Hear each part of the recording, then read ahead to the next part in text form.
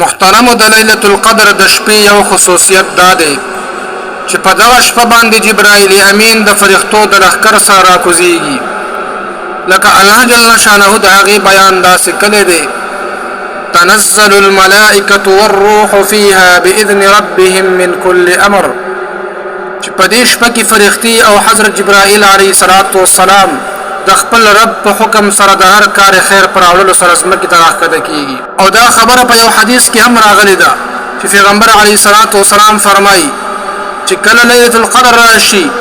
نو په دغه شپه کې حضرت جبرائیل علیه السلام د فرښتو د جماعت سره راکوزیږي او د هغه کس د لپاره د رحمت یعنی د بخښنې سوال کوي او دعا ورلغواړي کم چې په ولاړه یا په ناسته باندې د الله جل شانه ذکر کوي او بیا الله جل شانه فرمایي سلام دا ټول شپه سلامتیا ولدا یا دا مطلب چې دا فرښتې هر داسې سیز راوړي چې هغه د سلامتیا ولوي یا دا مطلب چې فرښتې په عبادت گزار مسلمانانو باندې سلام اچي او بعض روایتونو کې راځي چې فرښتې د عبادت گزار سره مصاحفه کوي